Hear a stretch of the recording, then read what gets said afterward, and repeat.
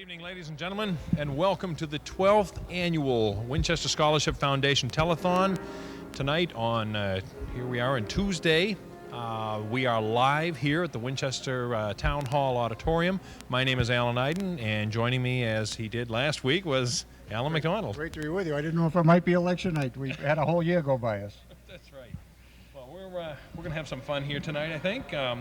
If you've watched the telethon before, you see, you know the format here. If we can take a wide shot here, you can see behind us, we have volunteers here who are calling out, but we also invite you to call in to make your donation. The number is 729-7500. You can call in here. One of the volunteers will take your phone call and take your pledge for the Winchester Scholarship Foundation. Alan, what have we got on tap for tonight? Well, we have quite a few folks going to join us. We're going to have some of our elected officials from the school committee and the Board of Selectmen will be here. We have the officers of the Scholarship Committee and the Scholarship Fund itself will be with us. A number of people who are recent graduates of the Winchester High School and in college can talk a little bit about their own experiences and where some of our current high school students are going to be in a couple of years. So. And we're going to have our Name That Tune again, which is you know, one you of our stole most my thunder on that. popular feature. I was just saying, you may hear in the background the tickling of the ivories. Courtney Crandall will be here once again this year for an encore performance of Name That Tune, in which he will play, I believe, we have about 4 or 5 sets of 2 tunes, and you can call in and win some nice prizes donated by some of the local merchants. Absolutely. So we encourage you to try to name that tune when that opportunity comes, which will be soon. Yeah, we also are going to take a look tonight at we're going to see some tape of the high school octets. We're going to see some highlights of the Winchester High School Championship hockey season here, and let's see, what else do we have? Oh, we also are going to hear from the Winchester Jazz Band. We got some tape of that, and so we're going to take a look at to highlight some of the local talent, local young talent from the high school. A lot of talent. There and is for a those lot. of you who did not see the high school championship game, about 5,000 people did from Winchester, but those who didn't see it, you'll have a chance to see highlights tonight, so stay tuned for that. We've got that. Once again, as you see on your screen, the number is 729-7500. We'd like to have you call in, make your pledge. If you're a resident of Winchester, and you must be if you're watching this, you got a mailing probably about 2 weeks ago, a pledge form. If you don't have that pledge form, don't worry. Call in, call that number. We'll send you out a pledge form. A very worthy cause. We're going to, in a few minutes, we're going to give you some of the facts and figures of the Scholarship Foundation. Why don't we get the president of the Winchester Scholarship Foundation here to introduce herself. That would be great. And Connie McCool, Connie come McCool. on down. Hi, Alan and Alan. It's the Alan and Alan show. Wow. Oh, it's the Alan and Connie show. Connie, Right. it's great to have you here and to have you host us this beautiful evening once again. Well, thank you, Alan. It's nice to have you here, and the two of you add so much to our program. We're delighted to have you here again this year. That kind of flattery gets us back. It does. Well, we're looking forward to a very successful evening again tonight. We have our callers in place. We have our program in place. And the only thing that we need now is the participation of our community. Not only this evening, and we hope you will call and pledge, call the number you see on the screen, and make a pledge to help the Winchester Scholarship Foundation. As most of you know, and perhaps some of you don't, we provide funds for our Winchester High School graduates who are going on to college. We're able to help an enormous number of students. We gave away over $100,000 last year, and this helps a lot of the students get over the hump of funding their education. So it's a very important service that we provide to our students, and we need the help of the community. And Alan, I know that you do a great job of encouraging and creating enthusiasm here. And so we're looking forward to a fun evening and a successful financial evening. So I'll see you later. Great, we'll see Thank you later. you very Thank much. you very much, Connie. Thank you, Connie.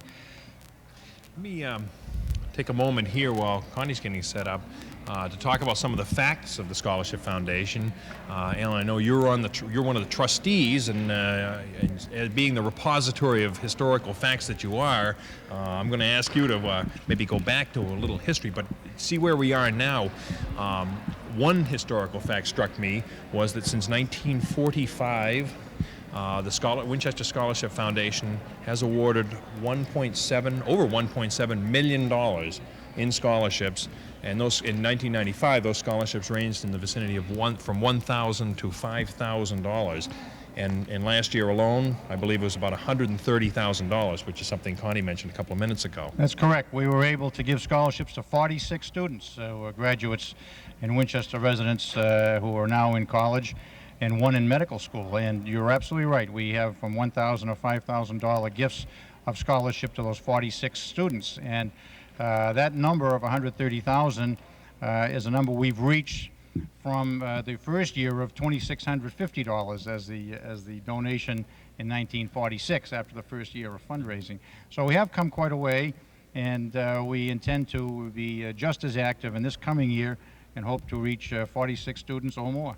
Well, I noticed one thing on my fact sheet is that virtually 100% of the donations to the Scholarship Foundation are from Winchester residents and Winchester civic organizations and businesses. And that's pretty impressive. It's very impressive, and this has been going on actually even longer than the 52 years. In the 1920s, there used to be tag days to raise funds to send students to college, and then there was a Mothers Association that represented the Washington, Noonan, Mystic, Lincoln, Wyman schools and the junior high school that gave 6 scholarships, one to each of those schools for a student from those schools, of $150 apiece in the 1930s.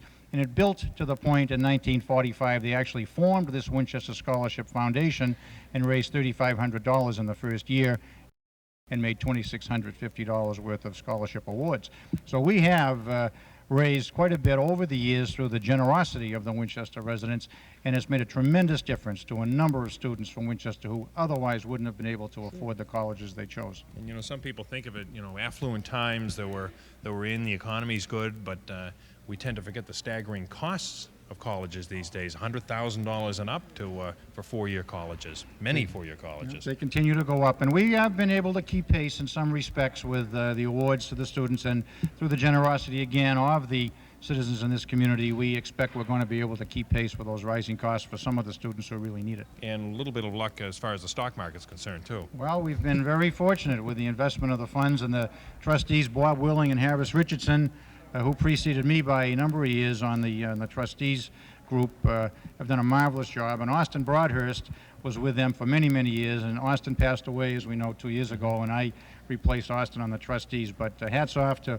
Austin Broadhurst, Bob Willing, and Harris Buster Richardson for the great job that they've done over the years. Done a tremendous job. But of course, what we're looking to do tonight and over the next 3 days, again, if you're watching us tonight, it's live on Tuesday night, is to add to this endowment fund here, so that the scholarship awards can keep pace with inflation and the skyrocketing costs of the colleges. Absolutely. Well, let's see what we got on our schedule here. Okay. I think we're getting the high sign here that it's time to head up to Courtney Crandall and Connie McCool and find out, get our first round of Name That Tune as we kick the evening off here for the Winchester Scholarship Telethon, 12th Annual Telethon. Once again, a reminder, behind us, the volunteers are at the phone banks, but if they don't call you, you're invited to call in 729-7500 and make your pledge. Let's head over to the other side of the hall right now and name that tune.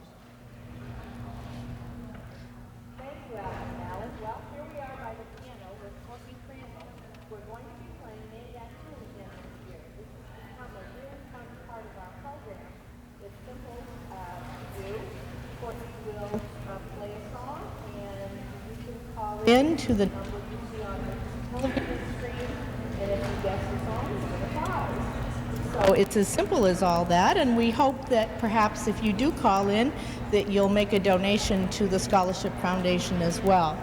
Before we get started, let me introduce Courtney to you, those few of you who don't already know him.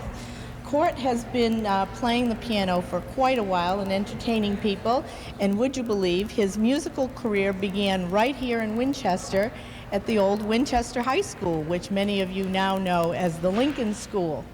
He had a dance band here in town, and he went on to write music for Hasty Pudding shows and worked with big bands, and he wrote such jingles as some of you I'm sure will remember: Hey Mabel, Black Label, and the Montreal Express, and perhaps the most famous one, Let Your Fingers Do the Walking. We're very pleased and honored to have Court here to help us out again this year. We always have a theme to our mystery songs, and this year's theme, in accord with the beautiful weather that we're having, the theme is love. So think love and try to name that tune. Court's now going to play a few bars to give us an example of how the contest works. Court?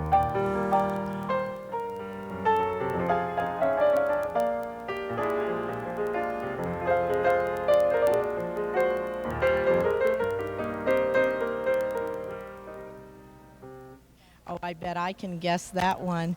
You Made Me Love You. What a beautiful song. Thank you, Court. So that's how it works.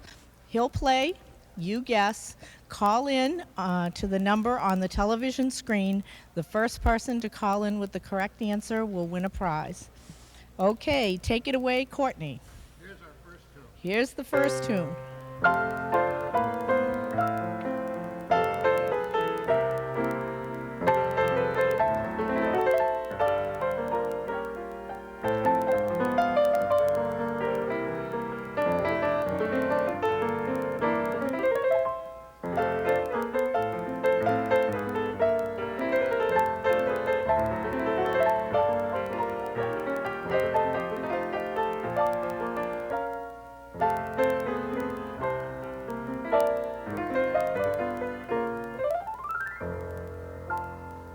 Beautiful, isn't it? Okay. And we'll do another one now. Okay, here comes. The word love is going to be in that title somewhere. The word love title tonight, just to make Right. it So here comes tune number 2, which is a real torch song from the Roaring '20s.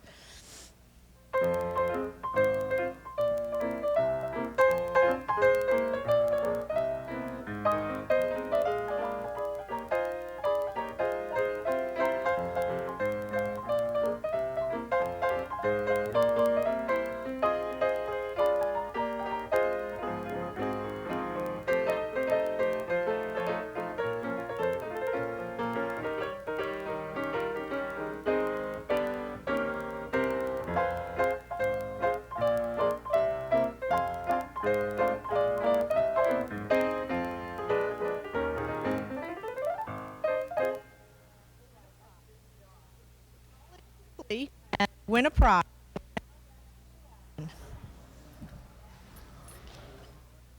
You, Connie, and beautiful playing, Courtney. Enjoyed that very much. I'm here with Susan Morse, the president of Winchester High School, Paula Gallagher, the chair of the scholarship committee. The principal of the Winchester High School has been actively involved in the scholarship fund since day one, and Susan Morse no less than all of her predecessors. But thanks so much for being with us tonight. Oh, it's delightful to be here. What a wonderful event to support. I'd like to talk a little bit about the school year. Great. You know, this is the time of year when our seniors, who are going to be the beneficiaries, of course, of these awards, will be heading off to college. They're finishing their year. They are, the best word I could think of perhaps is exuberant at this time of year. But I'd like to just let people know some of the wonderful things that are going on. I'm sure everyone knows that our hockey team recently won the state championship. Fantastic. We have a German group about to go off to Germany on a German exchange. Paul Swanson, one of our musicians, has written a piece that the chorus will perform tomorrow night. Chris Butler, also a senior, has won 1 of 10 awards nationwide. I mean, and our economics team just competed in a New England competition and won the first round of that competition. So we have a wonderful bunch of kids. That is so great. It's always exciting for us to hear about how well the students are doing, and you're doing a beautiful job in leading them on. Thank you. It's great to be here. Well, that's great. And let me say hello to Paula Gallagher. Paul is the chair of our scholarship committee. Now, there are a number of committees that make up the Winchester Scholarship Fund, but most important of all, I expect, is the scholarship committee that actually reviews applications and awards the scholarships. And that's a 4-member committee, and I'm going to ask Paula to tell us a little bit about that committee. Okay, we meet in May to go over applications for high school seniors. The application can be picked up at the guidance department at the high school. the application should be returned by the dates that are indicated on the form in order for the applications to be evaluated. For continuing college students, we meet in July. Their forms are due a little bit later in June and then again in early July. Everybody should get their forms in on time, and we will evaluate them. Again, Paula, when do the high school applicants get their forms in? April 17th, and then there are 2 additions to the application that are due on May 1st and May 8th.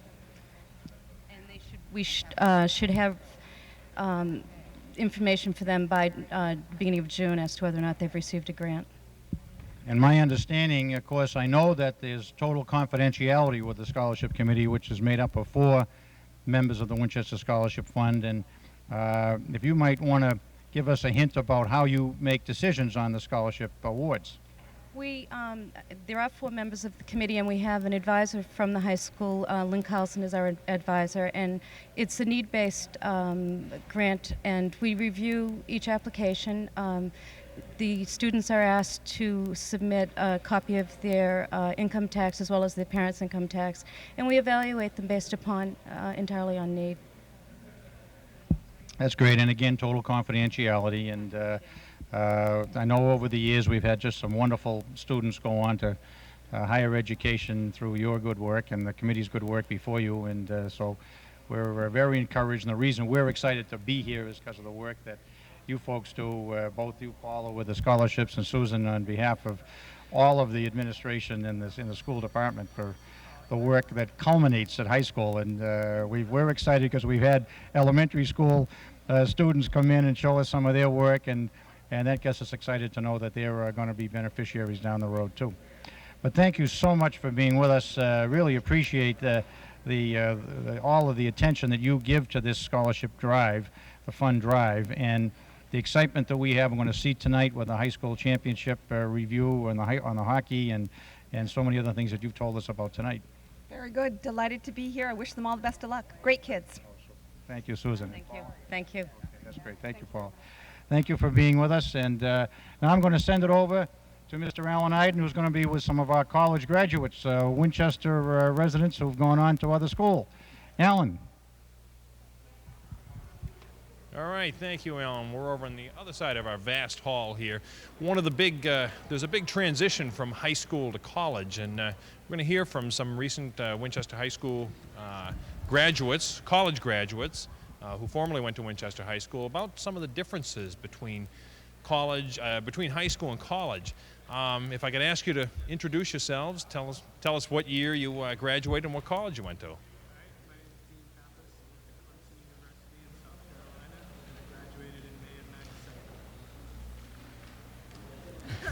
My name is Betsy Keene, and I graduated from Bowdoin College in May 1997 also.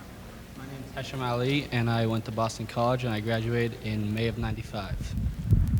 My name's Liz Kelly. I graduated in 1997 from the University of Virginia.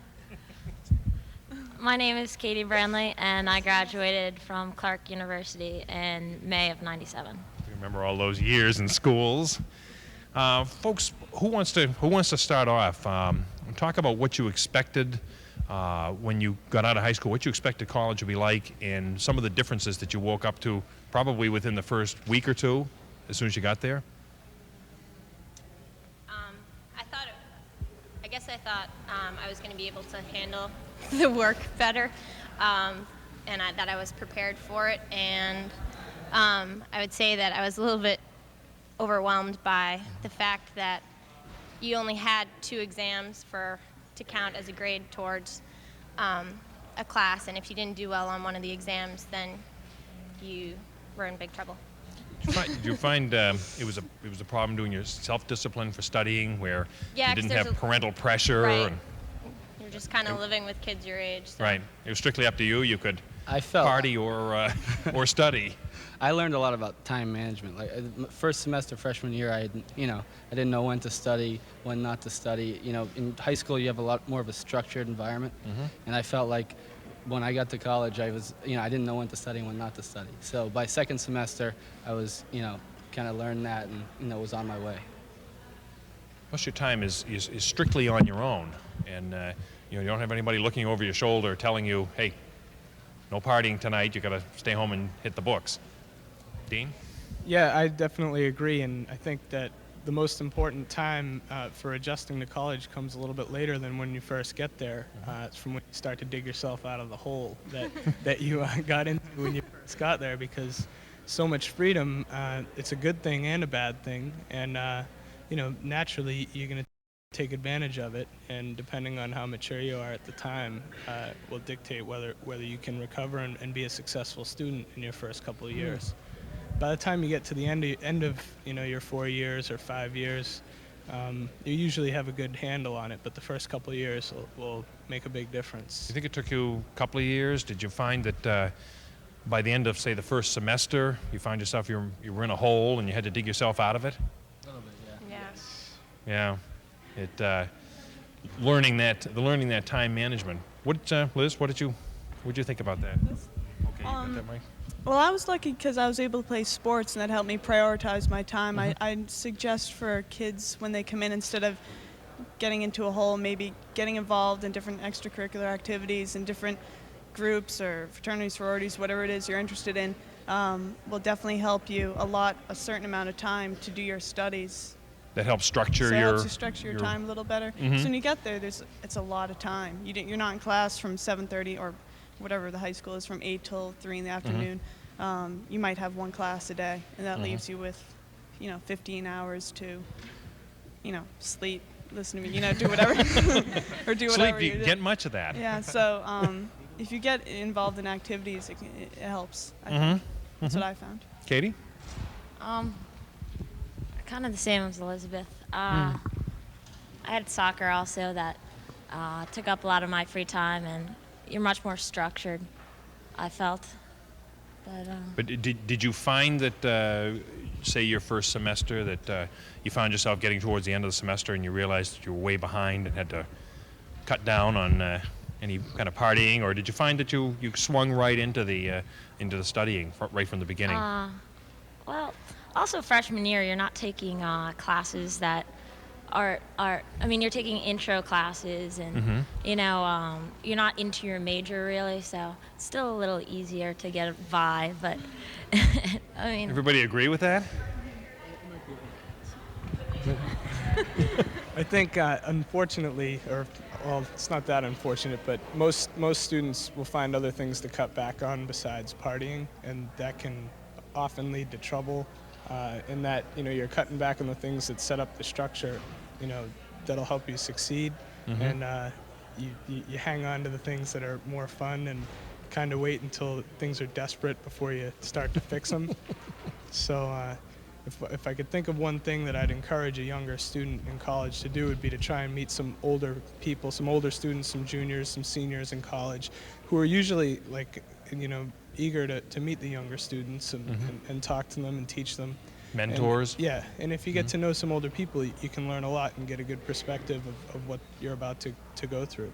Any of the schools you went to have any kind of a mentoring program where they hook you up with an upperclassman trying to help you through? Yeah, there's a lot of that in fraternities and sororities, too. I think another big part, transitional phase that we went through with high school and college was you get to, when you go to high school, you grew up with all the kids that you go to high school with. You get to college, you don't know anybody. And I luckily went to BC with two of my good friends from high school, so it was a little easier, but I could see how somebody just getting, dropped off in the middle of university in the middle of nowhere, you really got to make an effort to make friends in that first week. You really got to, say hi to everybody and, be as friendly as you can. Learn some social skills. Yeah.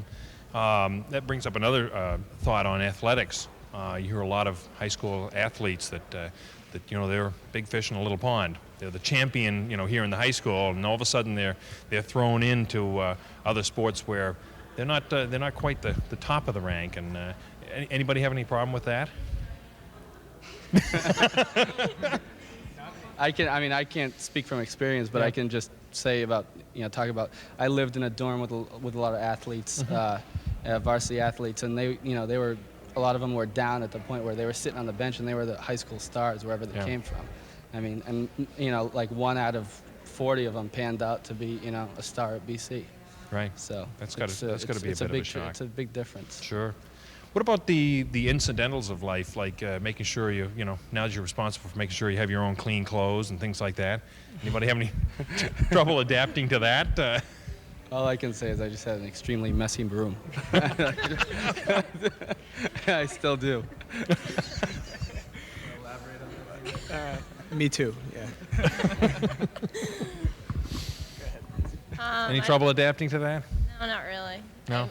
I definitely have a messy room also, but doesn't really. All right. Well, we're going to come back and talk to Hesham. I think you have to leave, right? Yeah. But we're going to come back and talk some more about the college experience in a few minutes. We're going to go back to the high school experience right now, and we're going to see some video here that was taken last Town Day of the Winchester High School singing octets. Some road all by yourself. Don't turn your head back over your shoulder, and only stop to rest yourself when the silver moon is shining high above the trees. If I had stopped to listen once or twice, if I had closed my mouth and opened my eyes, if I had cooled my head and warmed my heart,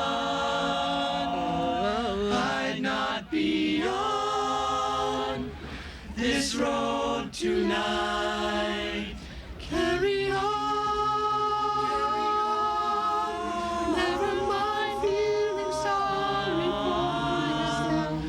It doesn't save you from your troubled mind. Walk down that lonesome road all by yourself. Don't turn your head back over your shoulder, and only stop to rest yourself when the silver moon is shining high above the trees.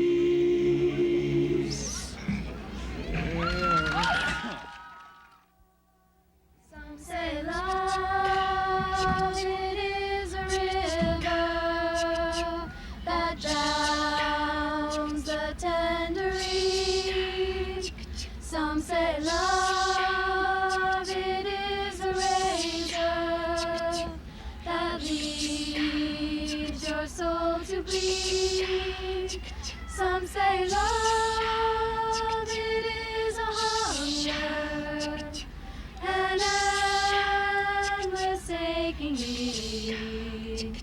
I say love, it is a flower, and you, its only seed. It's the heart afraid of breaking that never learns to dance. It's the dream afraid of waking that never takes the chance. It's the one who won't be taken, who cannot seem to give, and the soul afraid of dying that never learns to live. When the night has been too lonely and the road has been too long, and you think that love is only for the lucky and the strong, Just remember in the winter, far beneath the winter snow, lies the seed that with the sun's love in the spring becomes the rose, the rose.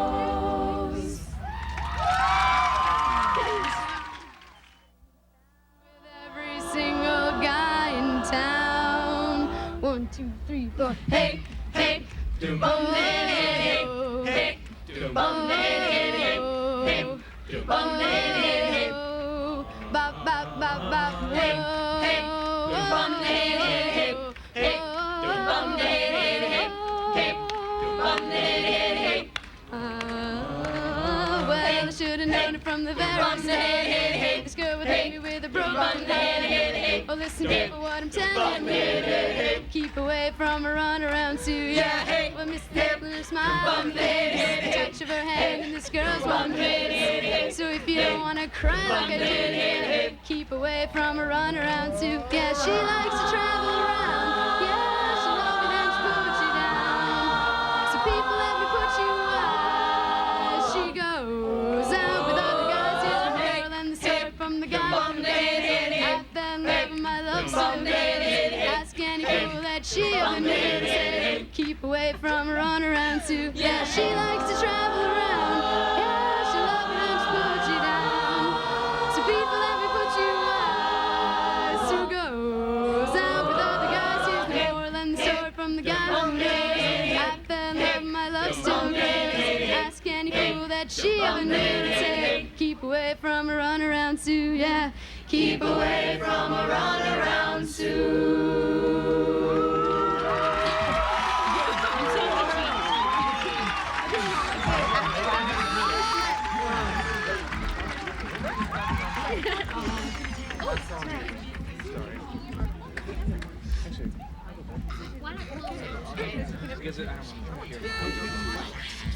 Let me join you back here. Can I join? Mark is going to Mark, if you're not sitting from the mic, nobody's going to hear you. Go in front. Okay, good. All right.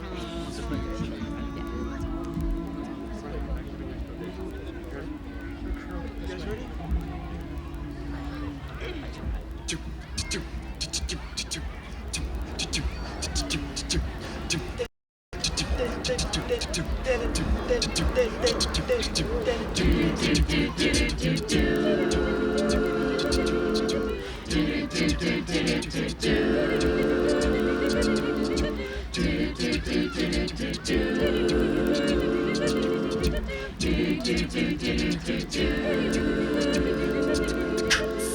The drums are moving tonight. She hears only whispers of some quiet conversation. She's coming in 12:30 flight.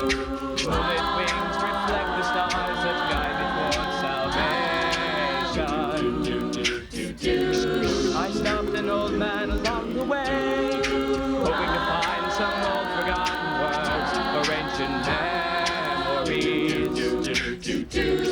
He turned to me as if to say, hurry boy, it's waiting there for you.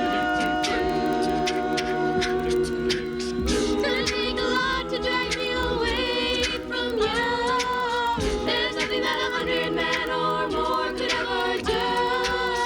I'm just a rain down in Africa. Gonna take some time to do the things we never had.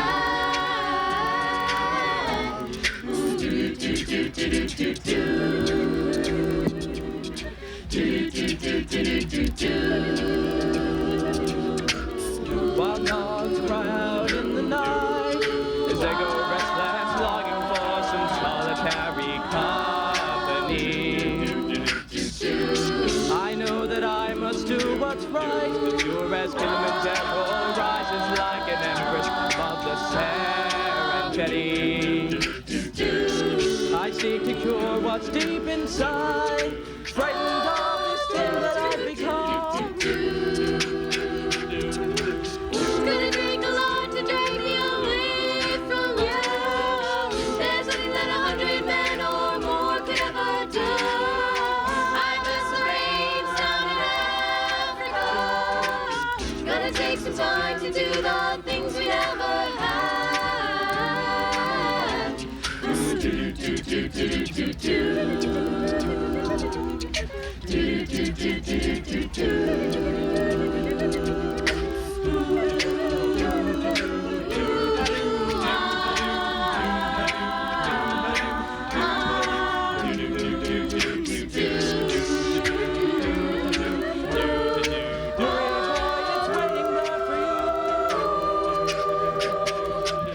Gonna take a line to drag me away from you. There's nothing that 100 men or more could ever do. I bless the rains down in Africa.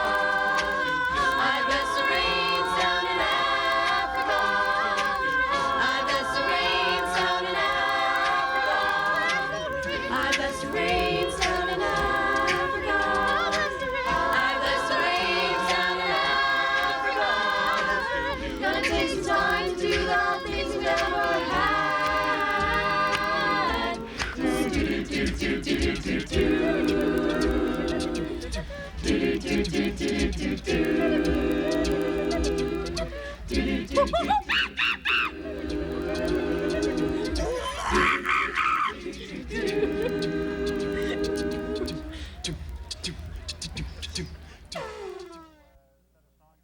Thank you. That was a wonderful set of songs by the octet, and we appreciate it very, very much. Introduce Mr. Frank Jackson, who's the Vice President of the Winchester Scholarship Fund, to all of you out there, and welcome Frank, and thank him for his tremendous dedication to the Scholarship Fund and his service as Vice President. Thank you, Albie. I appreciate that very much. I think it's a great organization. I think Winchester is a very fortunate community to have so many volunteer organizations that help to support it. And certainly the Winchester Scholarship Fund is right out in front in terms of one of the most helpful organizations to the town and to the students at Winchester High School. Well, Frank, as you know, this particular year we will actually go over the $2 million awarded to Winchester students who go on to higher education, and that is a result of tremendous leadership over 52 years of the Scholarship Fund, and none working harder than yourself, and we really appreciate the dedication that you're giving to this fund. Thank you, but I think the thanks goes to all of the people at the telephones and all of the people behind the scenes who've worked over the years to make this happen. I'm a relative newcomer, so I need to put in a few more years before I can take much credit.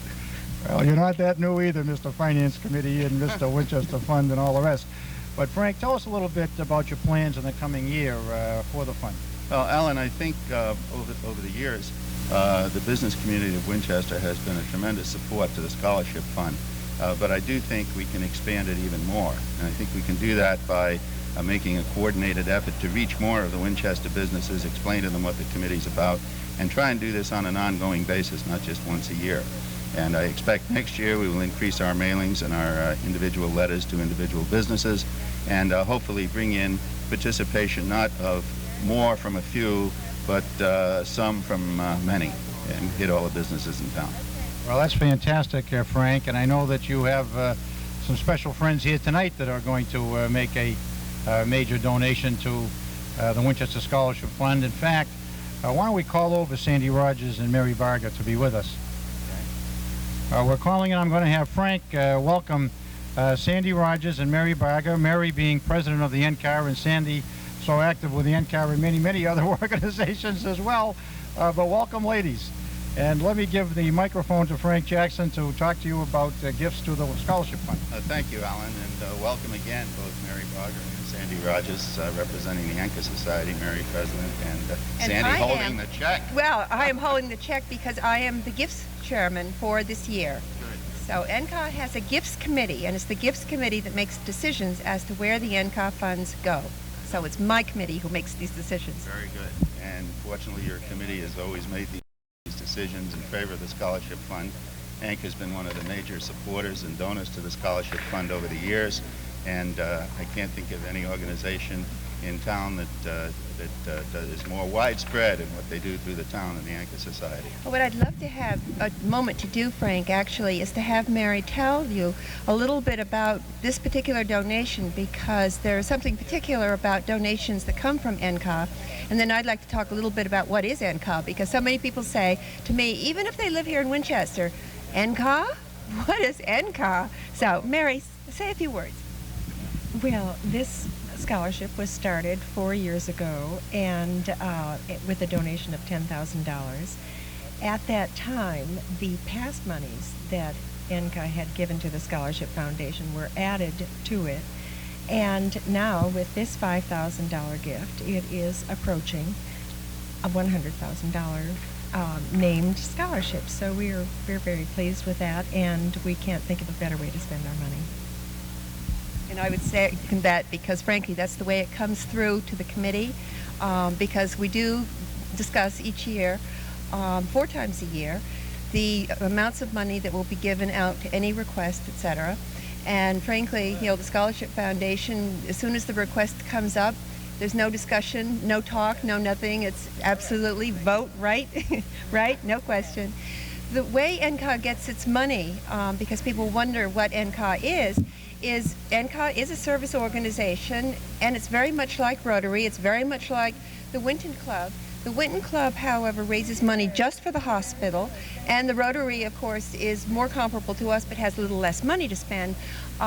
They don't do quite as much fundraising, and therefore they give money to various groups in the community who need funds for projects and for various things that are going on that people need funds for. So 4 times a year, NCA not only makes decisions, but we make decisions on the money we raise at the NCA Fair, and that's where we get a great deal of money, and that's going to come up very soon. That's May 15, 16, if you want to put it on your calendar right now, May 15, 16, NCA Fair. And the other, of course, is the NCA Shop. And we do run that from September to June and bring in a lot of money, and all of the money we raise from these 2 efforts do go back to the community at large, not to any specific group, but at large, for anything that's needed. So we would like to present you with our check for $5,000, and we're very pleased to make this contribution. On behalf of the whole scholarship fund, in particular to Anka, who has been such a great supporter over the years. Thank you, Sandy. Thanks, Frank. Frank, I want to say hello to you. You just told that. Hold on to that. Ann. I made it. Ann Blackham, president of Ann Blackham Realty, is here. Another major donor who has been a loyal supporter of the scholarship fund over many years. Ann, welcome. Thank you, and Frank. thank very you much. again. It's always a pleasure to be able to help a deserving young Winchester person go to college or help them achieve their ends. So we do it with great pride. Thank you for the privilege. Thank you very much, Ann, and on behalf of the whole Scholarship Foundation, and I'm sure on behalf of the students who receive some of the benefits of your contribution. Thank you again, Ann. Thank you for all the work you do. Well, thanks to Ann Blackham, and thanks to Frank Jackson, and to Sandy Rogers and Mary Barger, and so many. Honestly, this is just a wonderful thing to see year after year. And I have to say, Frank, I think you know that in the first year, 52 years ago, there were 7 institutions in this town that gave to the original scholarship fund, the NCA being one of those institutions in the first year, and of course they've only gotten stronger over the years, as the scholarship fund itself has. Very much so, Aldi. And again, being a relative newcomer to Winchester, we've only lived here 15 years. I think the town is lucky to have so many wonderful volunteer organizations such as Anchor and Winton Club and all the others who really go all out to make the town successful and help the people in the town. Thank you very Great. much. Frank, thank you so much, and we're glad to have you, I'll tell you that. Thank you, Frank, very much. I'm going to go now to Connie Maycole and Courtney Crandall and name that tune. Connie? Thank you, Alan. We're back here at the canal, and Connie made that tune from the first house that we had a winner from the first segment. There too called and yes, the song. And he also was kind enough and generous enough to make a donation to the scholarship foundation. Sharon has won a $25 gift certificate to Michael, this wonderful shop downtown called Beautiful Clothing. We have lots of good prizes this evening, and we hope that you'll call in. We have gift certificates to Domino's Pizza from Ann Carter for Heroes Restaurant. So please listen carefully, Court back, play another song, get your turn cap on. Here comes a number many people consider George Gershwin's most beautiful ballad. See if you can name this tune.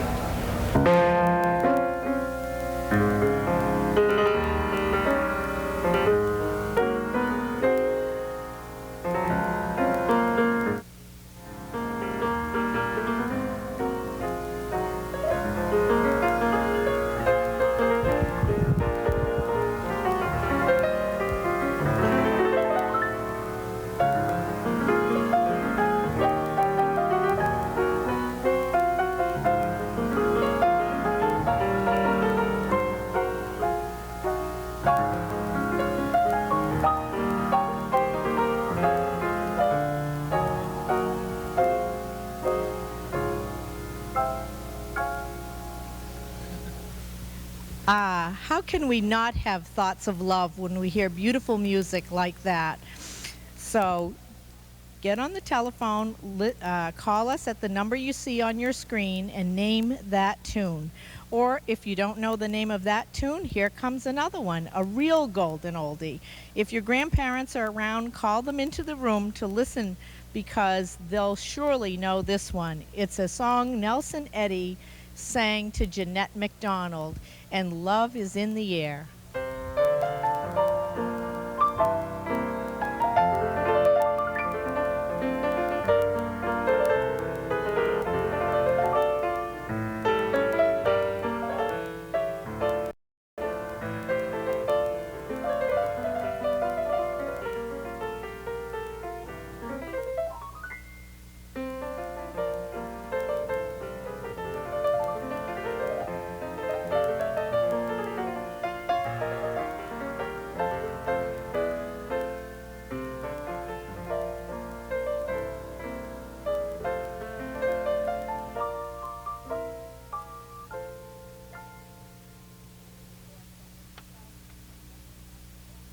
Love and call us at the phone number on the television screen.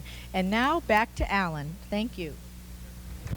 All right, we're back over here. Once again, call 729-7500. Where's my cheat sheet here? 729-7500 and name that tune. And we've got some nice prizes here. I don't know if Connie mentioned our sponsors here tonight. We've got some nice prizes in here from Anton's Cleaners, T. Michael's Clothiers, Cyril's Restaurant, and Domino's Pizza. So we thank them for donating the prizes here tonight. Well, joining me now are a couple of high school seniors. We're going to bounce back from college to high school. Sarah Wingrath is here with us, and Dave Betcher. Welcome. Thank you. And don't forget to share that mic. You need the mic. Sarah, you were talking about doing some community involvement by the seniors in the high school. Can you tell us about some of those? Sure. We do a lot of things in the community. One being we went to speak to the 8th graders about decisions they have to make when they come to the high school.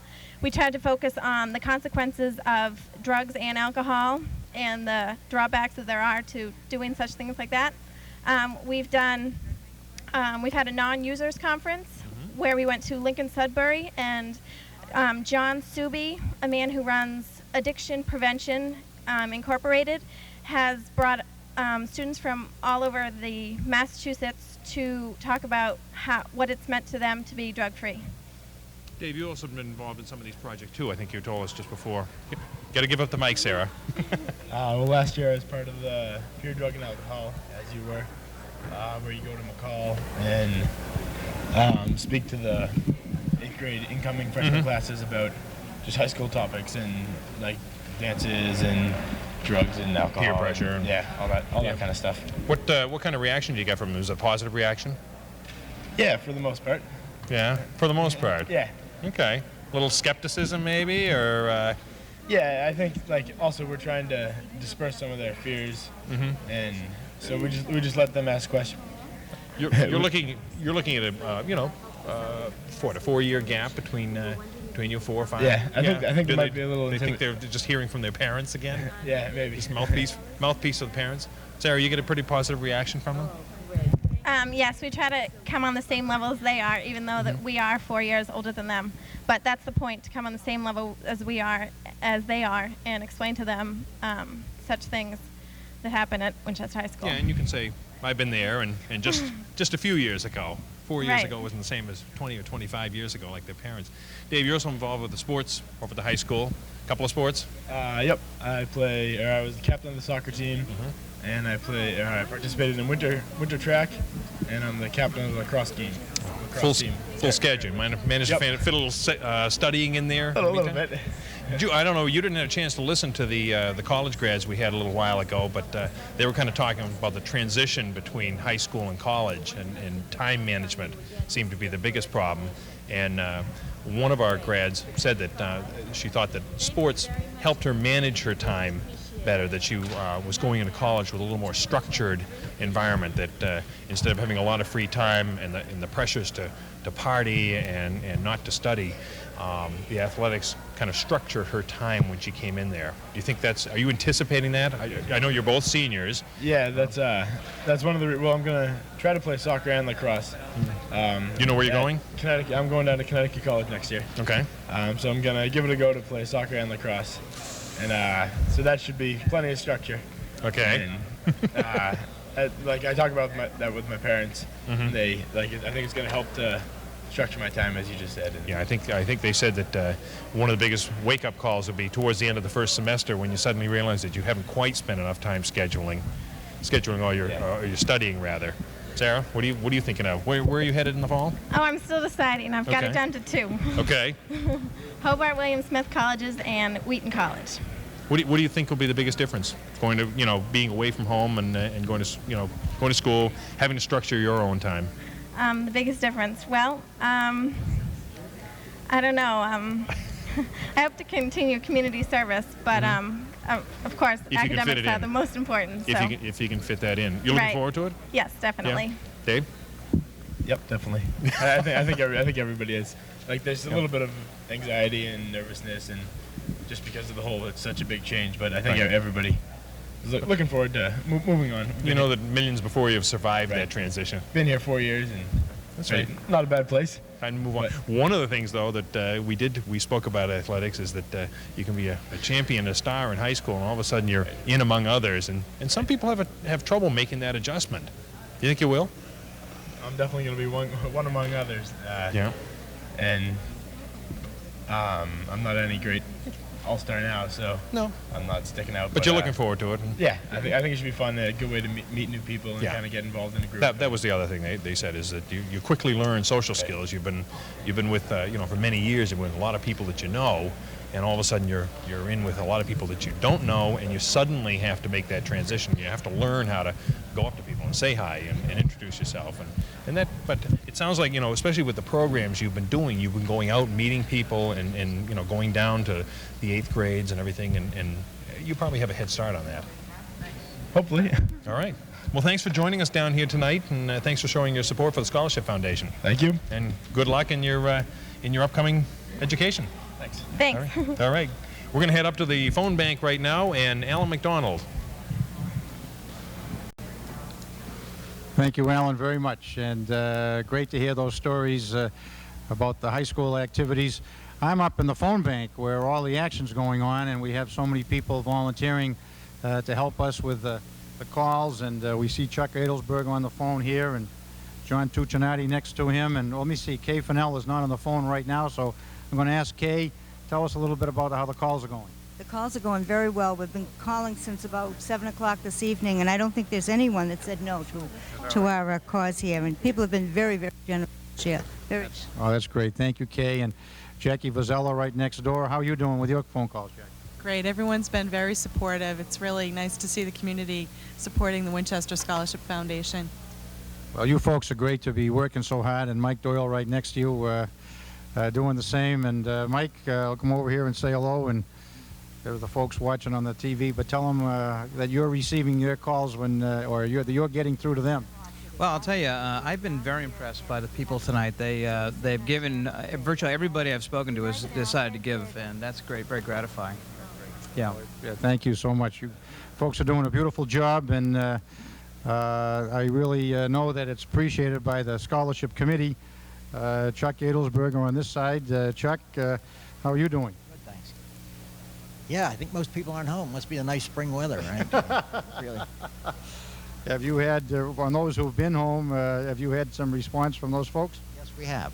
Pretty much like they did every year. You know, the ones generally give what they gave the previous year. Well, it has been an exciting thing for us over the years, Chuck, as you know, because you've done this so often, that we've been fortunate to have contributors who've stayed with the program year in, year out. And as we heard Frank Jackson a little while ago, there'll be a major effort, of course, to expand the base of contributors, which does increase every year, but I know that makes a big difference to the fund. Indeed, it does. And my kids participated in that fund when they went to college. They got some help from the foundation, which we greatly appreciated. It was a big help. Well, it's great to hear that, and that's the kind of story really that impresses and excites us as we work hard to make sure this fund continues to grow as the costs grow, because we know, given the college cost today, it's a tremendous thing to have to do all alone, and so we as a community pull together, and the kids benefit by it, and so do we. I know that's true. Very true. Chuck, thanks so much. I'm just going to say hello to John Tuccinati here. John, how are you doing? Good. How you doing tonight? Excellent. Your response being pretty good, John? Very good. I can't believe some of our federal heating customers, we've saved some money this year on their oil bills, are turning around and really sending it in tonight. Well, we got the right guy making the phone calls. That's superb. No, we appreciate all of the volunteer effort, and we can't talk to everybody up here, unfortunately, because they're working too hard. But we really do appreciate the effort that you folks are contributing out in the audience, and those who are making the phone calls. We're going to have a tape of the Winchester High School Hockey Championship to watch in a few minutes, and I may be getting near to that, and I'm going to turn it over to Alan Iden to tell you a little bit about that. Alan. Thank you, Alan. Once again, we remind you, if you're just tuning in, you are watching the 12th Annual Winchester Scholarship Foundation Telethon, and we invite you to call 729-7500 to speak to one of the volunteers who Alan was just interviewing.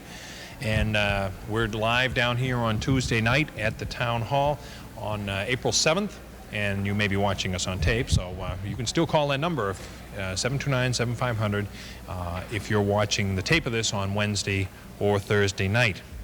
Well, again, talking about the high school experience here, if you've been watching the local news, you've seen that the Winchester High School hockey team had an incredible season. As Alan just mentioned, they won their first state title since 1955, and Media One, the Winchester Channel's prepared a tribute to that hockey team, and that is a tribute to champions. Let's take a look at the winning season of the Winchester High School hockey team.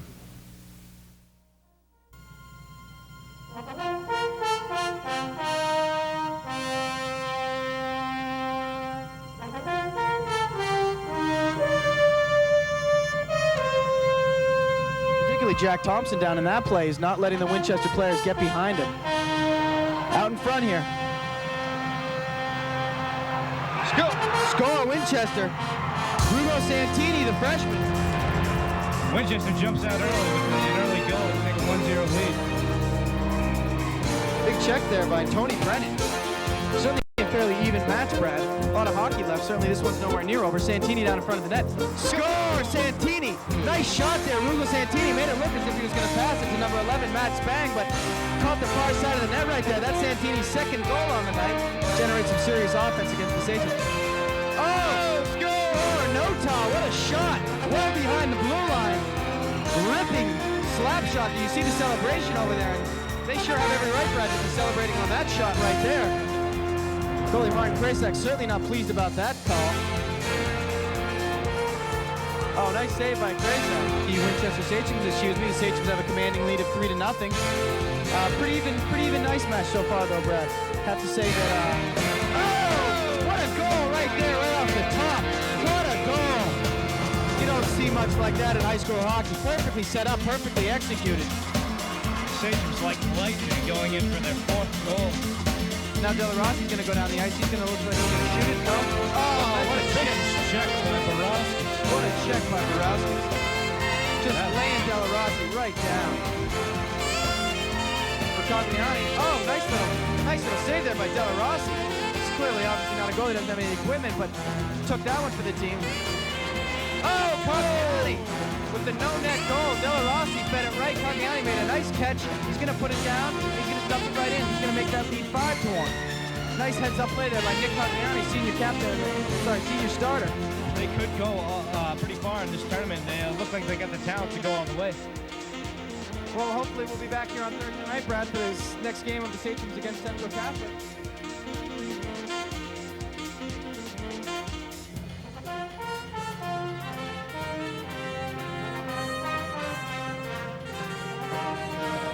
Tonight. Looks like we have a little breakaway here. Number 8, Kevin. Great save by Krasek. Matt O'Connor. Gonna have a net dislodged there. Great save by Martin Krasek. Penn Delaney win, number 5 is on it. got three Russo on it. Oh, three by Russo. One of the prettiest goals I've seen in a long time. Beats two men and then puts the goal. Unbelievable. What a play.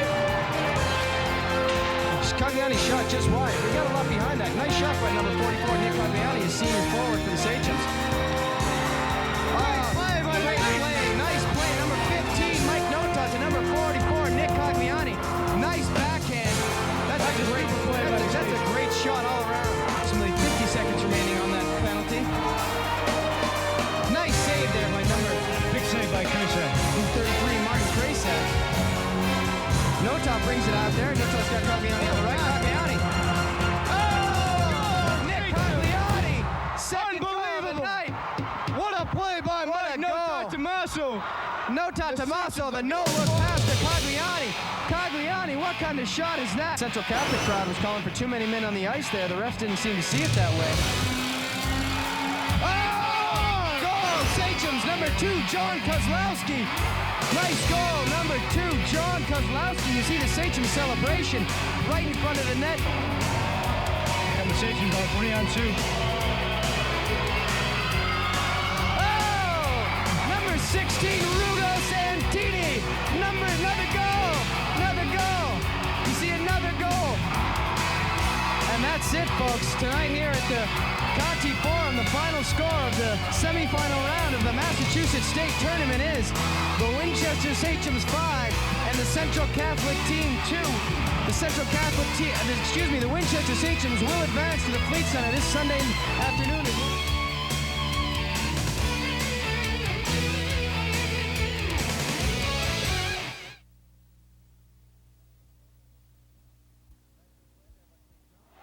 Nice little play there by St. John's.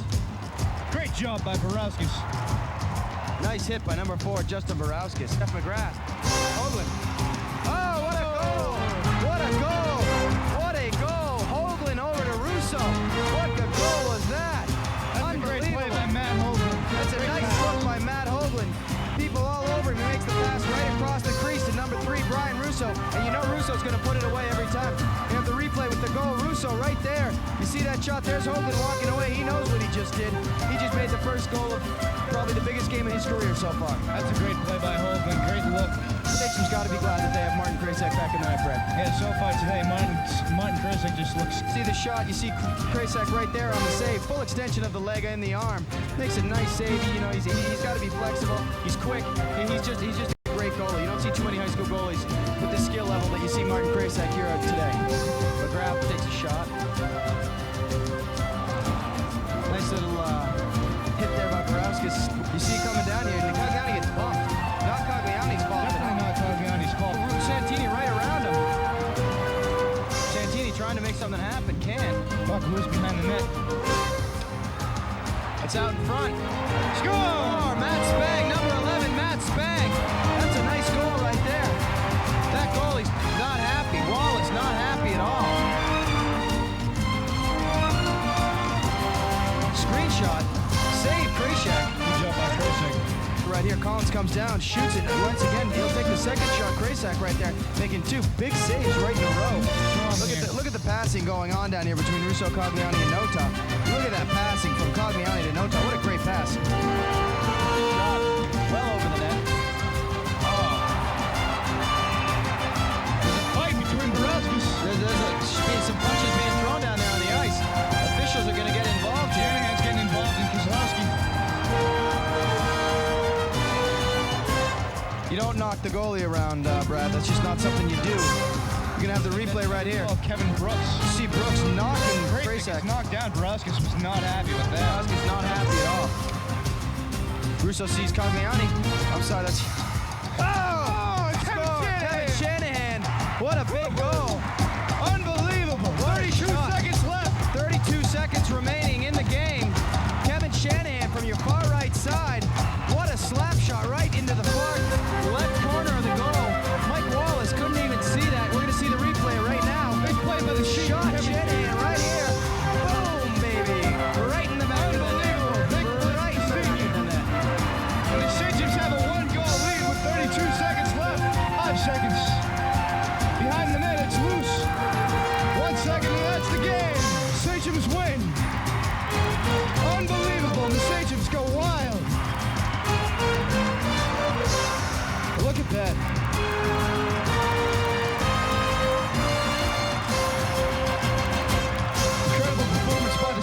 they've gone all the way to the state finals. They've beaten St. John's 3-2 in the North, take the North Championship. They were the #1 seed going into the tournament, and they did what they were expected to do.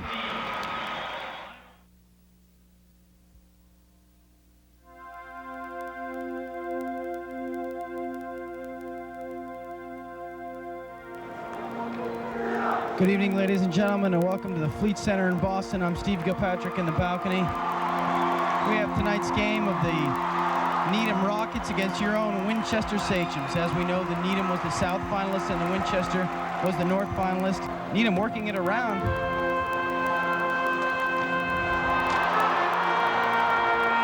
Once again, tied up. A little confusion there on the ice. Number 33, Martin Krasak, went down. Looks like he had the puck. His helmet came off, actually. Number 15, Mike Nota Tommaso, breaking out with the puck. 44, Cogliani sweeps it out. Goal! Number 44, Nick Cogliani of the Winchester Sachems. The first goal on the day. Sachems fans going crazy right here. Looks like it was Nota Tommaso to Nick Cogliani, number 44. Big goal here. Replay right now on your screen. You're going to see this Mike Nota Tommaso breaking out of the zone. He's able to find Nick Cogliani on the right there. Cogliani takes it. Over, shot, score! Mark Rocher here for Needham. Mark Rocher winds up, save Krasak. Save Krasak. Krasak's going to tie that up. The workhorse in there. Definitely, 6 home runs. Jeff Granfield, that's a big hit. Number 7, Jeff Granfield, one of the biggest and toughest kids on the Sachem squad. He's going to be the one. Oh my, Justin Borowski's the Sachem just pummeling. And second to Jeff Granfield, Hab's going to break out right now. Number 10, Matt Heavey, a little run. Heavey with a shot. Saved by Krasak. I believe Krasak lost his mask there, Steve. Penalties up the Sachems.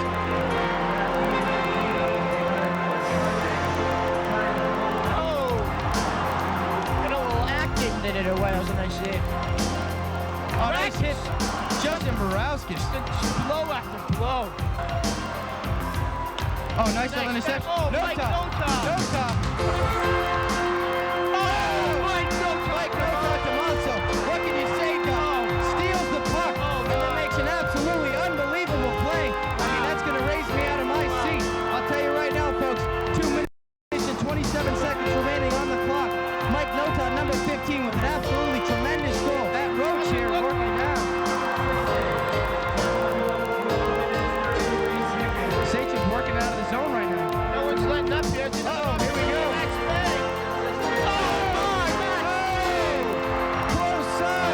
Number 11, Matt Spang, coming up with an absolutely tremendous goal. That's going to be huge right now for the Winchester Sachems. Huge goal.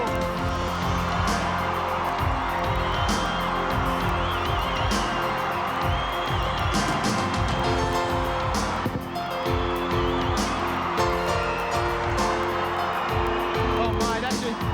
The floodgates have lifted.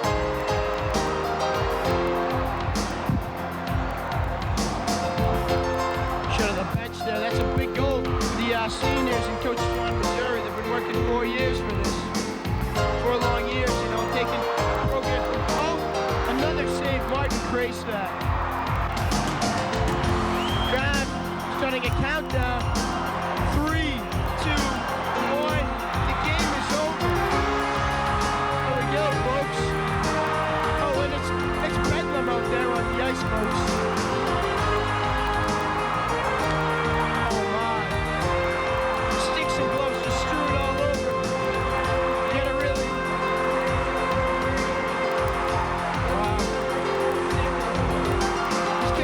Long and hard for this.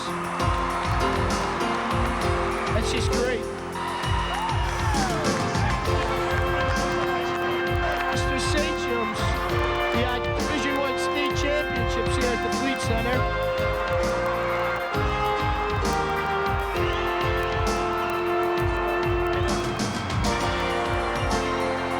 Matt McGowan there. A couple of seniors.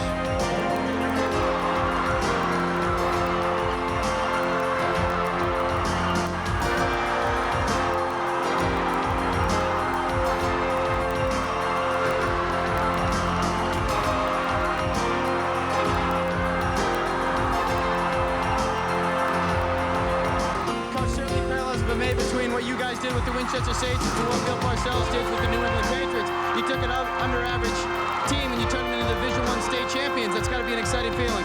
No, it's a great feeling. It's actually pretty fun. We used a lot of Parcells parallels and comments and quotes throughout the 4 years, but I'm just so happy for the kids because these kids, this group of seniors and the kids especially, the epitome of what high school sports are all about. No one gave them a chance from day one. They played their hearts out.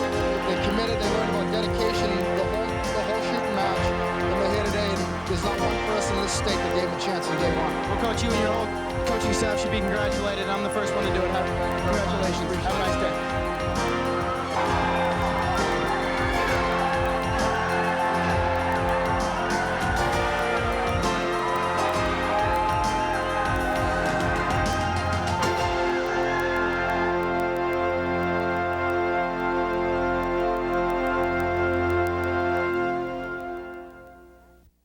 Hi, we're back to playing Name That Tune again. Before we get started with our next set, let me tell you that we had a call from Alice O'Hara, and she correctly named the Indian Love Song. And she has won some gift certificates to Anton's Cleaners. We hope that you're all participating. Court's going to play some more songs. We have some more great prizes for you. So pay attention and let's go. Our next song was originally composed by Richard Rogers, and it was a tango.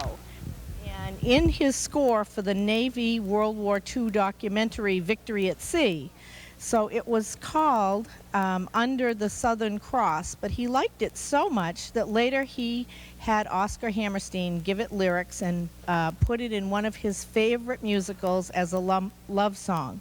And as you remember, love songs are our theme tonight, and here we go.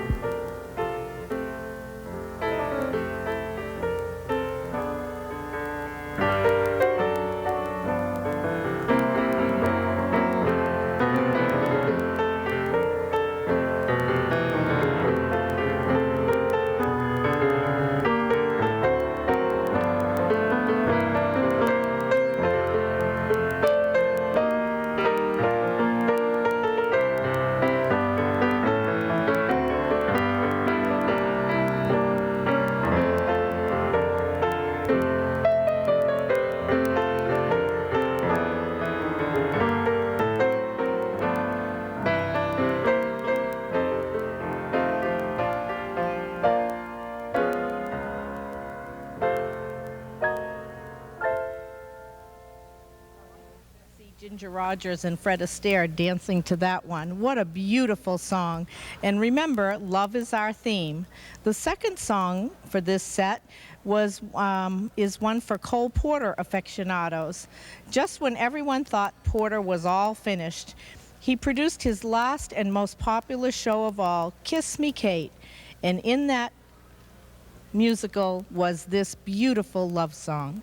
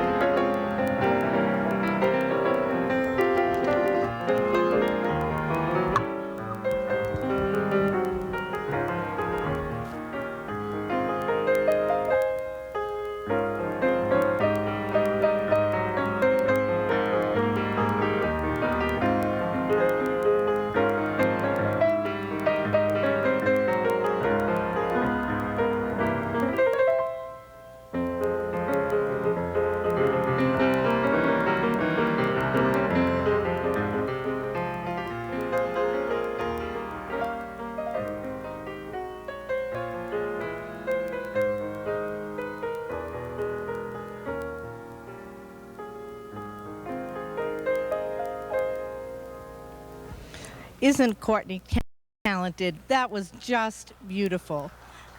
Please call the number on the screen and guess the name of those songs and win a great prize. We still have some excellent gift certificates to Ciro's Restaurant and Domino's Pizza and others. So call us as soon as you can. Now batting, Brett Butler. Butler? He's a dinosaur. They should rename this place Jurassic Park in his honor. Dinosaur, huh? Did you know that Shunosaurus and Ankylosaurus dinosaurs were capable of delivering crushing blows with their bony tail clubs? If education is important to you, talk to your child's school about raising academic standards. Call 1-800-38-BE-SMART for a free booklet and be a big league parent. Even my third grader knows that. Smart kid.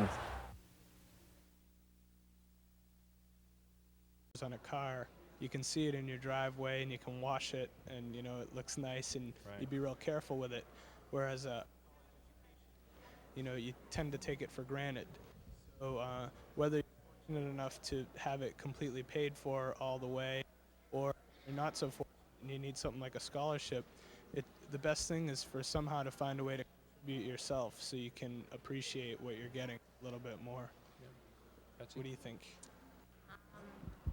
I also had financial aid, and it's tough because schools are so expensive these days, and right now, I mean, now that I've graduated, I realize how much money was spent because now I'm paying off these monthly installments of a loan.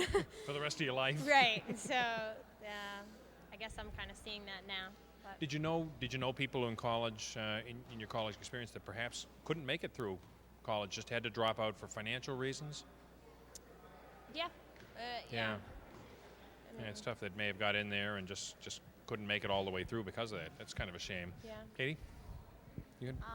I also had financial aid and scholarships, and I worked during school too, my junior and senior year.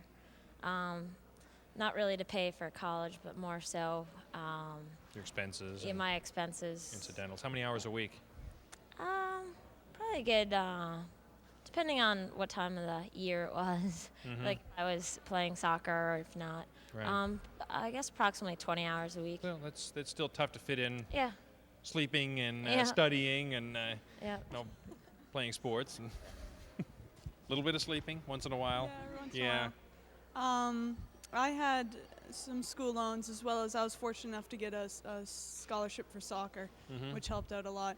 I recommend, it can be done no matter what kind of financial situation you're in. You just have to go looking for it. The earlier you do, probably the better. The kids younger in high school, look on the internet, look in your town for different scholarships. There's a lot of different, committees and, scholarship foundation and different groups within every town. Like the Winchester Scholarship Foundation, Exactly. like a lot of different, groups of people that are willing to help, and Sure. You just kind of have to go looking for it and figure out how you're going to piece it together. Yeah. We all went to college in different parts of the country. I know that. Did you all grow up all in Winchester? Yep. Okay. What? Maybe talk about some of your different experiences. Where did you go to college? The University of Virginia. Yeah. So I was down south, not as south as Dean, but yeah, it was different. I was glad to go away. I was picking, when it came down to it, between Boston College and the University of Virginia, and one of my reasons was It was a little warmer down to there. go to UVA was definitely No, the weather. okay. That was it. No, it was just to get away, because I knew I'd probably come back to Mhm. Boston. Boston's a great place to live, and I thought I'd be back here someday, so I thought I'd get away and experience something else for a little bit.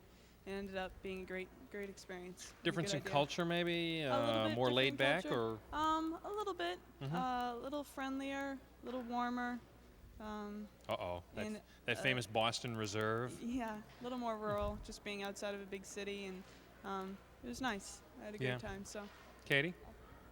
I went to Clark University, which is in Worcester, Massachusetts, Mhm. and it's a small liberal arts school. So it was good. I mean, I was close to home, but also far enough away. You were living there, right? Yeah, I live there. It's Mhm. about an hour away. Yeah. So I was living there, but it was close enough to come home on the weekends if I ever needed anything or Yeah. wanted to come home. But it was definitely far enough away. That Sure, and it's still, and you were still meeting people Yep. from all different parts of the country, even if Yep. you weren't physically so far removed Mhm. from Winchester. Yeah. Betsy? Bowdoin, I went to Bowdoin College, and that's in Brunswick, Maine, and that also is only about 2 hours away from here, so easy to come home. I don't think I had much trouble adjusting to the culture there, because I thought most of the kids there were just like me and came from Mhm. towns like me or high schools like me, so it wasn't, that part wasn't that different. Yeah, you're still physically removed from Right. Winchester, right? Right, And but- that's a big difference. Dean? Yeah, I went to Clemson University, and a lot similar to Liz's experience in Virginia.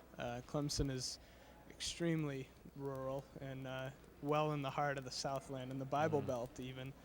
And I really enjoyed it. I had a choice similar to Liz's in that I could choose between UMass and Clemson, or I had an option to go to Tulane or Boston College.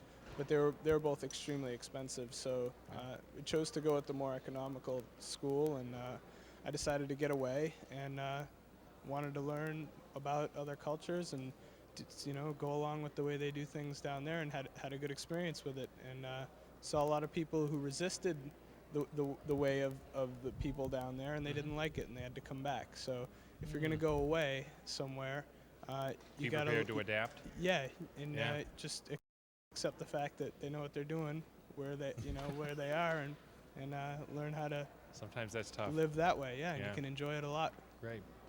I want to thank all four of you for coming down and sharing your experiences with us tonight and with our television audience. And we hope that it's given them some insight, perhaps some of the high school juniors and seniors that are watching here, and what they can expect as they enter their college experience. They can expect to have a great time, definitely. Great.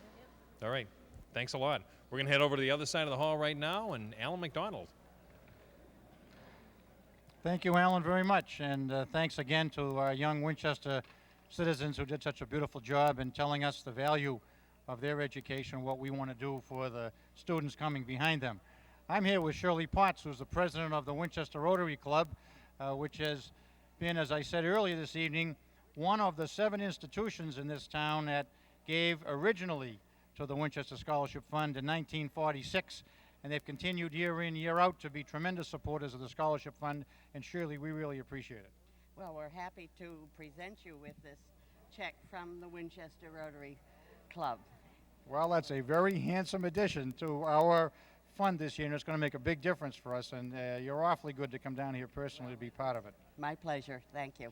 Well, and as you know, Shirley, and our listening audience, I'm sure it does know too, Rotary International is so well known for its generosity through the Paul Harris Fellowship, Scholarship, and International Goodwill. And the Winchester Rotary Club has done more than its share to bear up to the international standards of the Rotary. Well, we're certainly happy we can continue to do so. Well, we appreciate it. And Shirley, thanks so much for coming down and being with us. Really appreciate it. Thank you, Shirley.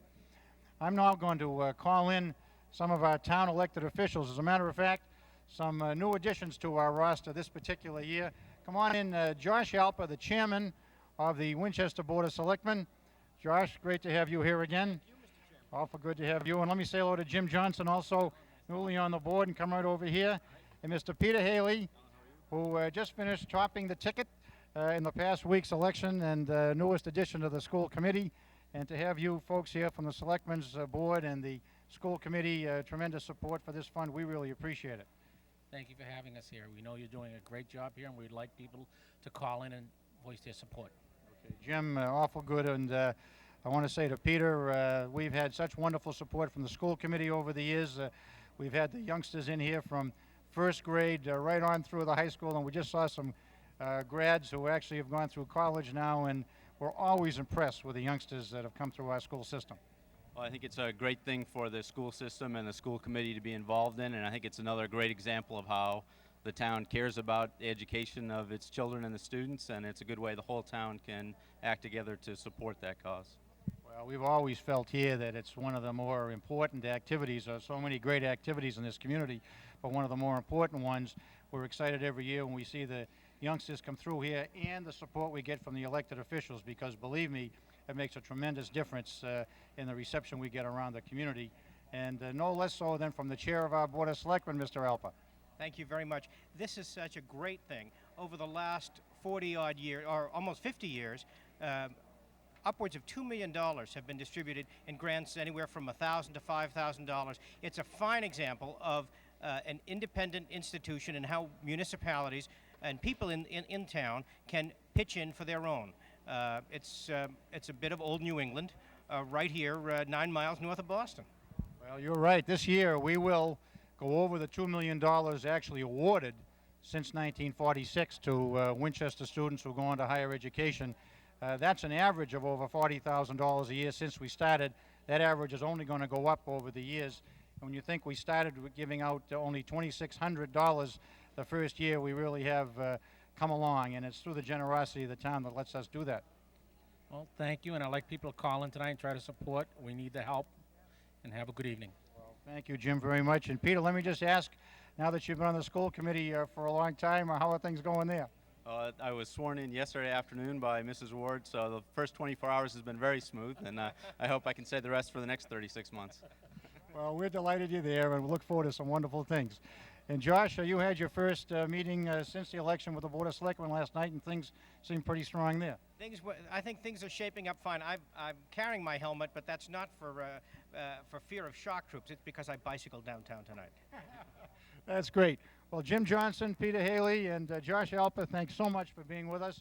And I'm going to turn it over to Alan Iden, who's with a couple of our long old-time pros, Mr. Bill O'Leary and Steve Powers, I believe. Now, you tell me. I think Alan's up in the phone bank, and eventually he's going to talk to Mr. Steve Powers and Bill O'Leary as well. But Alan? Once again, I'm up here in the phone bank. We were going to interview some of our folks up here, but they're all busy taking calls and making calls. So if you want to be one of the callers calling in, 729-7500. If you've called in to name that tune, or please call in, make a pledge. Once again, we're live here at the Winchester Town Hall. It's April 7th, 1998. You may be watching this on tape. But if you're watching it on tape on Wednesday or Thursday nights, the phone banks are still live. We're on tape, but the phone banks are still live, and you can still call in and make a pledge. So call into one of our volunteers here at the phone banks. Let's take a walk down here now. We got a couple more guests here. We're over here. Two of our one now former selectman, former chairman Bill O'Leary, who's looking, can't get that smile off your face, can you? No, I can't, Al. On the word former. And one of our longest-term selectmen, Steve Powers. Welcome, gentlemen. Thank you, Alan. Thank you, Alan. It's nice to be here with the Scholarship Foundation tonight. It's a very worthy cause, isn't it? I know you guys have been great supporters of the Scholarship Foundation for many, many years, and we all appreciate that. Well, the selectmen, past, present, and future, I'm sure, appreciate all the volunteer effort that all the people are putting in here tonight. And this is one of the things in Winchester that goes directly to kids in Winchester. We pride ourselves on our educational accomplishments here in town, and this direct participation by people watching tonight at home, hopefully, and all the volunteers behind us is really something to be proud of. Steve, you've been in office for 11 years now. You've basically kids that entered the first grade. They've known nothing but Steve Powers selectmen, have they? Thank you, Alan. I think it's well to commend the Scholarship Foundation. 53 years, better than $2 million in money raised. About 122 kids a year get some help, or 122,000. I think it's 46 kids last year. Having had 3 educated, and fortunately my last one, having 2 more semesters to go, I can appreciate everything the Scholarship Foundation does to help the good students of Winchester. Appreciate the amount of those tuition bills. They're there, and they certainly need the help of the public. Right, and a lot of people, Alan, ask the selectmen, what can I do directly, personally, as an individual to help? And this is the type of program that you can make a difference, and you can make a pledge tonight. It's very simple to do. All you have to do is get your checkbook out and pick up the phone and give these folks a call at 729-7500 and make a pledge to the Scholarship Foundation. And they have a terrific group that decides who gets the money, and it's really something that you can make a difference if you pledge tonight. Absolutely, Bill, and we appreciate your comments on that. Again, we're referring to you as a former selectman now. You did 3 terms, and now retired from that. What are you going to do with all the spare time now, quote unquote? Well, hopefully I'm going to lose a couple of LBs, Alan, walking around the pond, because sitting up in the selectman's office, as exciting as it is and as much work as it is, I'm looking forward to getting outside again, spending more time with my 2 kids, and doing things like this and doing some other things that you really don't have time to do being on the board. you guys more than perhaps anybody in town can appreciate the kind of hours you have to put in at that job and in a volunteer job. Again, you know, we're talking about volunteerism here in town. We're talking about the Scholarship Foundation. We're talking about all these people down here who are stuffing envelopes and making calls and everything. But you guys are also volunteers, and I don't think the public appreciates how many hours you put in. Well, I've had a lot of very nice letters and comments from people about the time I've spent, and the volunteerism that the selectmen are involved in is only part of the volunteerism that's really the fabric of Winchester. All the people here tonight, the companies, the individuals, are all volunteers, and that's something that makes our town special, and hopefully it will continue. We couldn't accomplish all the things we do in this town without a strong volunteer effort on the behalf of everybody. Sure. I would agree with Bill. I think that that's absolutely the case, but I would say that during this last election, and particularly leading up to the override question, that more people realize that the selectmen are volunteers, like the school committee, like the planning board, Board of Health, and every other appointed committee, and you people that all do great community work, that it's a community effort, or the town would not be what it is, Alan. Well, we want to congratulate you on your continuing work with the Board of Selectmen, Steve. Yeah, Steve was just elected vice chairman. Congratulations. Congratulations. I know we'll do a good job, and I wish the new Board of Selectmen, Priscilla McPhee and Jimmy Johnson and Jerry Polcari, and the new chairman, Josh Alper, the best. I'm sure they're going to do a great job for everybody. And Bill, we certainly thank you for your years on the board, and hope that you enjoy your retirement and start catching up with some of those projects you've had to put aside for the past 9 years. Thank you very much, Alan. All right. We'll figure out how to call on them early and often, Alan, like you would. I'm sure. Okay, we're going to, let's see, what's next on our schedule? We're going to take a trip back up to the stage for another round of Name That Tune with Connie McCool and Courtney Crandall. We're back to play Name That Tune again. Listen up and give us a call. We hope you'll be the first one to call in. We still have some wonderful prizes left, and we still have some very nice love songs for you. The first one is it's a William Holden movie. You might remember it. It was a beautiful movie with William Holden and Jennifer, I know her name, but I can see her. Anyway, and it was a real tearjerker. This is a pretty easy one. So listen to the song and call the number on the screen.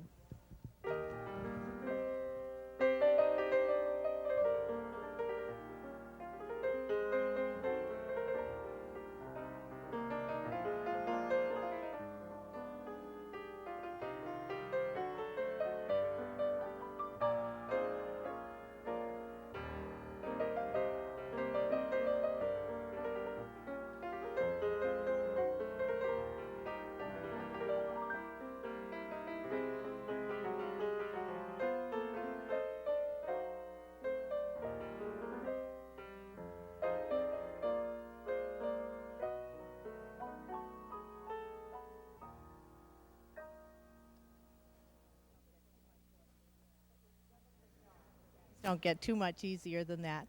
I'm sure you remember that beautiful love story. Our next song is something that comes right out of the crazy 60s, the late 60s to be sure, with the Beatles and all of those other bands that were popular at the time. This one was composed by the great Burt Bacharach, and this was a very nice song.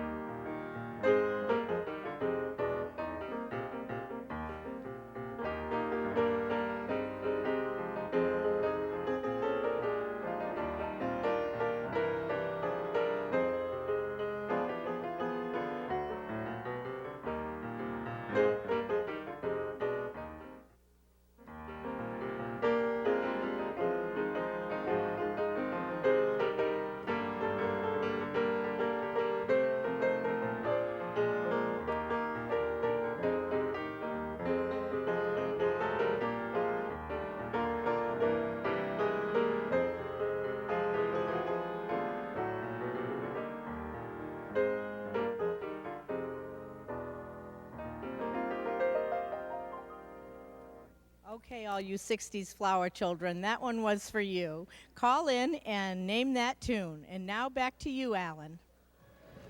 All right, Connie and Courtney, thank you very much. Once again, call in and win some prizes that have been donated by some of our generous local merchants. And we're going to continue our music theme right now with some tape here taken last Town Day, that's last June. And incidentally, the new Town Day 1998, is approaching very quickly for June 6th. We'll put in a plug for that. Anyway, going back to last June, let's take a look at the Winchester High School Jazz Band, Town Day 1997.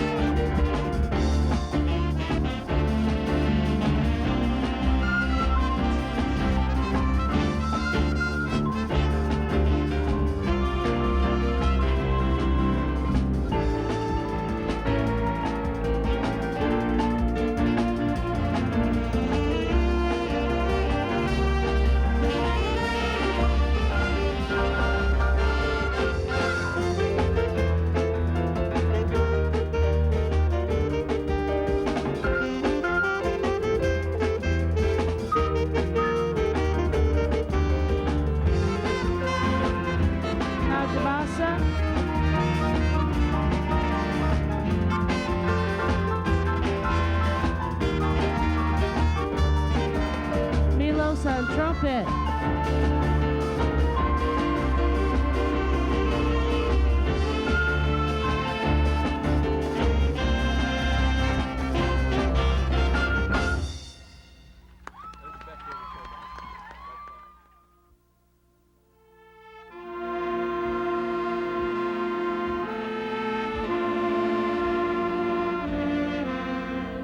Swing low, sweet chariot.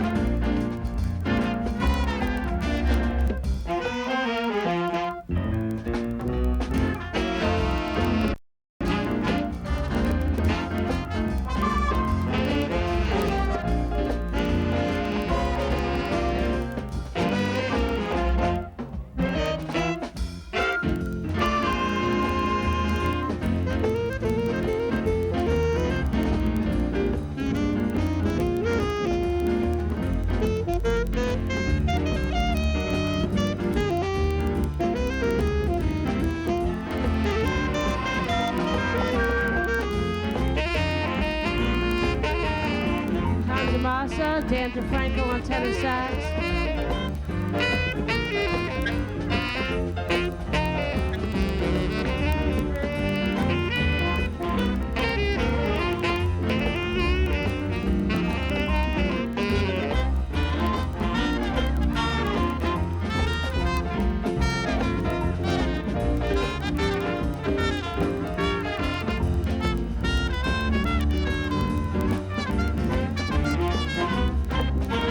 Milos on trumpet.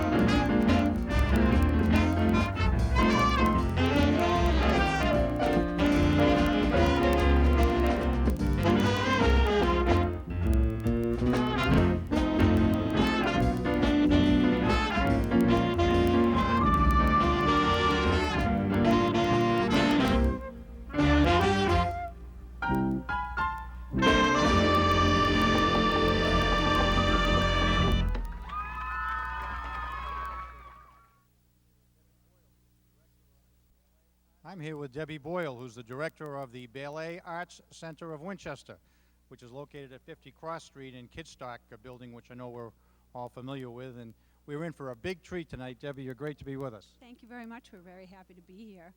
Well, it's great to have the youngsters. You're going to see in a moment the youngsters ages 8 to 13 who are going to come and perform a couple of dance numbers for us that I'm going to ask Debbie about. You should know that the Ballet Arts Center of Winchester is open for all ages, young through adult, and all types of dance as well, not just ballet, but all types. And Debbie, I want you to tell us a little bit about the group of youngsters that you brought here tonight. Okay. We're bringing with us tonight two of our younger groups of performing students. These are our rep classes. They meet for 10 weeks, and at the end of the 10 weeks, we put them out to perform. They just finished a 10-week session, and as part of one of the Kidstock sessions, they performed the Mystery Clue, and we were part of that and put together two mystery dances to go along with their show. So we just performed this weekend, and we thought it'd be a great opportunity for them to do it again for you. Well, we're delighted. Thank you, Debbie, for being with us, and we're going to start the music, and we're going to get out of the way and let the kids perform. Thank you very much, Debbie.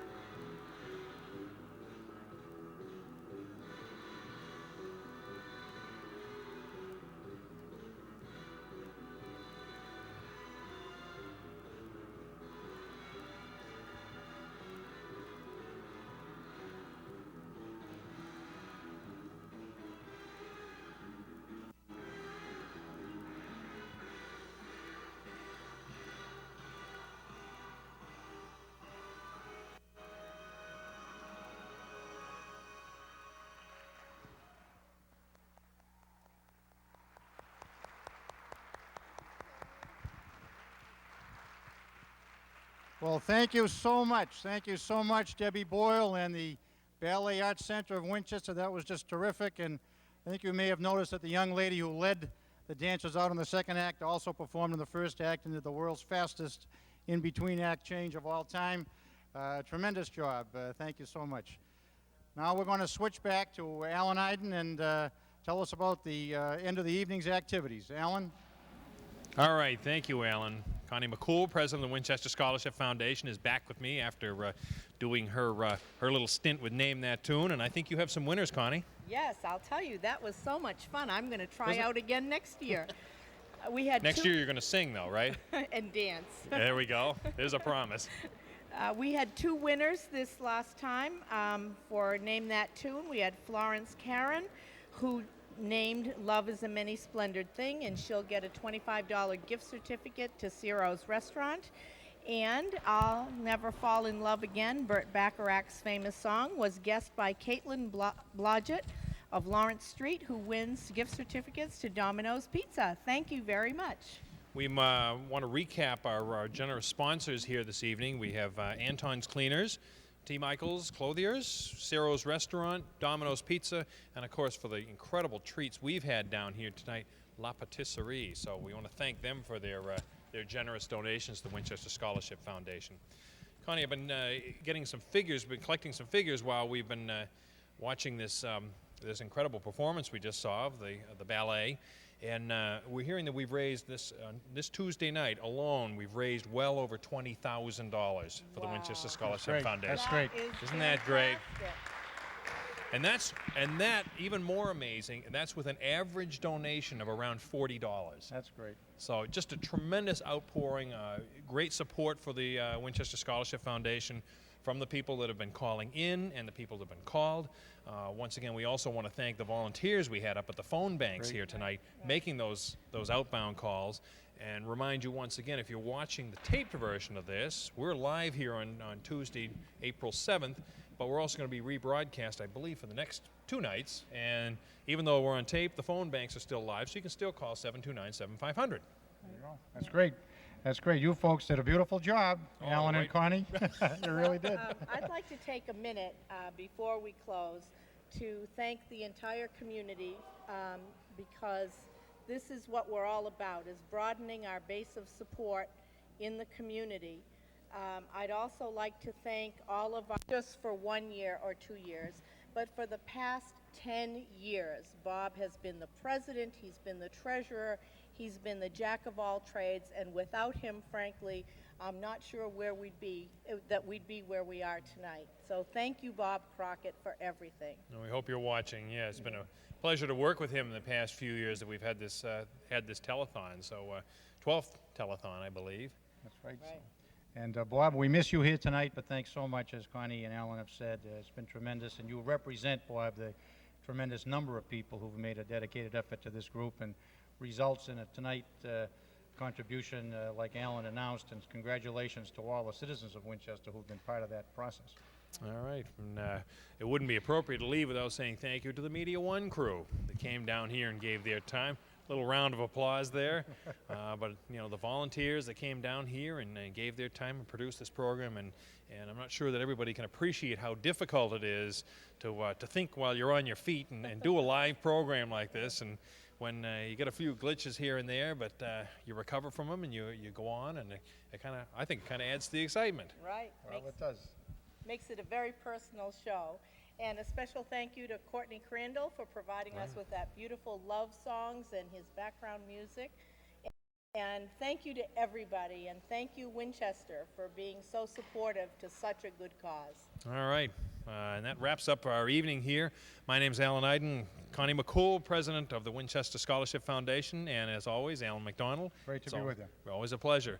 We want to thank you for joining us here at the Winchester Scholarship 12th Annual Telethon. And tune in next year, and don't forget to make your pledges. I'm Alan Iden. Good night.